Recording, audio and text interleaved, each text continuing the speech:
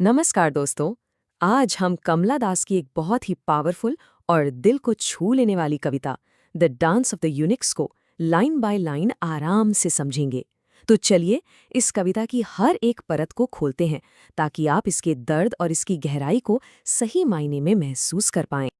अच्छा, तो आज हम क्या क्या कवर करने वाले हैं? सबसे पहले हम कवयित्री यानी कमला दास के बारे में थोड़ा जानेंगे। फिर हम सीधा कविता में उतरेंगे, उस तपती हुई गर्मी के माहौल को समझेंगे। उसके बाद उस अजीब से डांस को एनालाइज करेंगे और उन डांसर्स के दुख को करीब से देखेंगे। इसके बाद हम देखेंगे कि कुदरत यानी नेचर इस सब पर कैसे रिएक्ट करती है।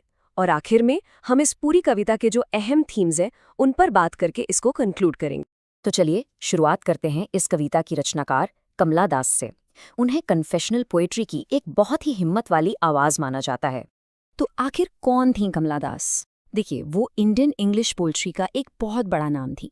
उन्हें कन्फेशनल पोएट इसलिए कहा जाता है क्योंकि वो अपनी जिंदगी के अनुभवों, अपनी भावनाओं को बिना किसी डर की पूरी ईमानदारी से कागज पर उतार देती थीं। उनकी कविताओं में आपको अक्सर औरतों की इच्छाओं, उनके दुख और उनकी पहचान से जुड़े सवाल मिलेंगे।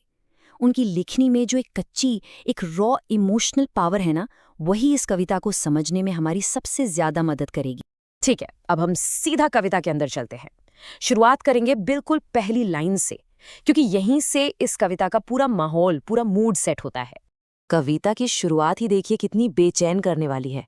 It was hot, so hot. यहाँ सो हॉट को दोहराने का मतलब सिर्फ ये बताना नहीं है कि गर्मी ज्यादा थी, नहीं।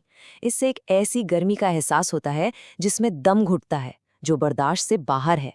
ये सिर्फ मौसम की गर्मी नहीं दोस्तों, ये एक टेंशन का, एक घुटन का माहौल है जो उन डांसेस के आने से पहले से ही हवा में तैर रहा है। और अब आते हैं कविता के सबसे अहम हिस्से पर, उनका डांस। एक ऐसा डांस जिसे कमला दास ने वेकेंट एक्सटेसी कहा है, यानी एक खाली खोखला आनंद। चलिए देखते हैं कि इस अजीब और दर्द से भरे परफॉर्मेंस को शब्दों में कैसे पेश किया गया है। अच्छा, आगे बढ़ने से पहले इस यूनिक शब्द को समझना बहुत जरूरी है। साउथ एशिया के कॉन्टेक्स्ट में ये शब्द अक्सर हिजरा समुदाय के लिए इस्तेमाल होता है। हमारे समाज में इस समुदाय को एक अलग और अक्सर हाशिए पर रखा गया है। कविता के इन पात्रों की सामाजिक स्थिति और उनके अंदर के दर्द को समझने के लिए ये जानना बहुत अहम है।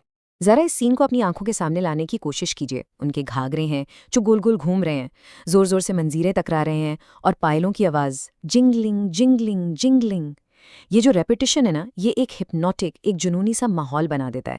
लेकिन उन मंजीरों की जो क्लैशिंग यानी टकराने की आवाज़ है, वो इस धुन में एक कठोरता, एक बेचैनी भी घोल रही है।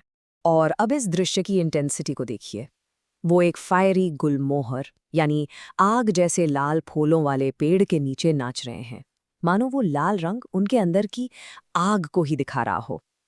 लेकिन इस कविता की सबसे सबसे झंझोड़ देने वाली लाइन है, दे डांस्ड टिल दे ब्लेड।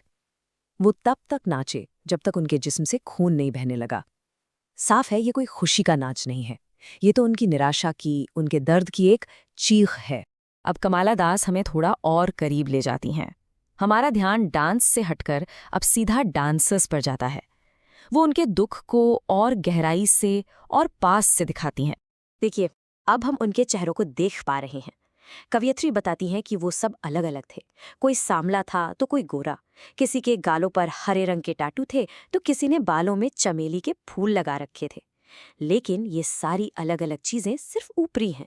इन सब के नीचे उन सबको एक ही दर्द, एक ही त्रासदी ने जोड़ रखा है। और अब उनके गीतों पर गौर कीजिए। उनकी आवाजें हार्श यानी कर्कश थीं और उनके गीत उदासी से भरे थे। वो किस बारे में गा रहे थे? मर रहे प्रेमियों के बारे में, और उन बच्चों के बारे में जो कभी पैदा ही नहीं हुए। ये लाइंस सीधे सीधे उनके अंदर के उस दर्द को बयान करती हैं जो उन्हें बच्चे ना पैदा कर पाने से मिलता है, जो उनके दुख का सबसे बड़ा कारण।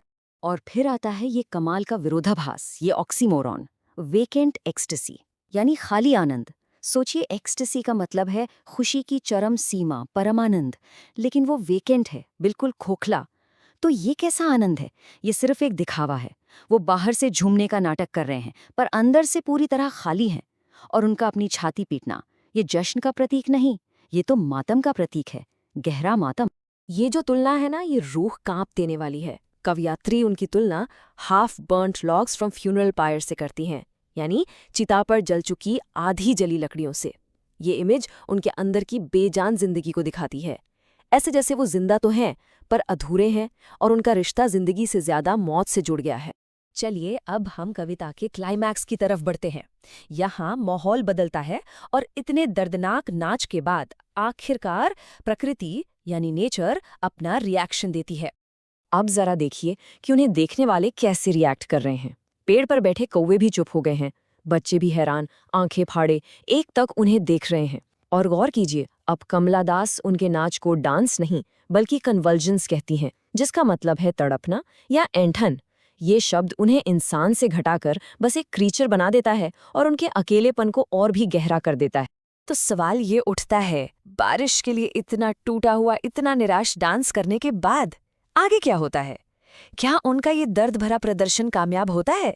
और यहीं पर सारी उम्मीदें टूट जाती हैं। हाँ, बारिश आती है, लेकिन कैसी? एक मीगर रेन, बहुत थोड़ी सी, बस नाम के लिए। और उसकी खुशबू वो जमीन की सोंधी महक नहीं है, वो है डस्ट इन एटिक्स, एटिक्स की धूल और यूरिन ऑफ लिजर्ड्स एंड माइस। ये बारिश कोई वरदान नहीं है, ये गंदी बेकार सी बौछार है जो उन डांसर्स की अपनी टूटी हुई बंजर जिंदगी का ही आईना है।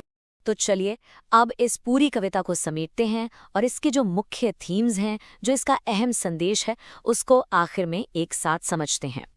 इस कविता में 4 बहुत ही गहरे थीम्स हैं। पहला है बैरननेस यानी बांझपन। ये सिर्फ शारीरिक नहीं है बल्कि आत्मिक भी है, उनके जीवन में खुशी या कुछ नया करने की उमंग की कमी। दूसरा है सफरिंग एंड पेन, दर्द और पीड़ा। उनका डांस जश्न नहीं, उनकी तकलीफ की चीज है। तीसरा है एलियनेशन यानी अलग थलग पड़ जाना, समाज उन्हें क्रीचर्स की तरह देखता है। और चौथा है फॉल्स होप, झूठी आशा। बारिश आती है पर ऐसी जो किसी काम की नहीं, जो उनकी अधूरी ख्वाहिशों का प्रतीक है। और आखिर में आती है ये लाइन जो इस कविता का सबसे दर्दनाक सच है।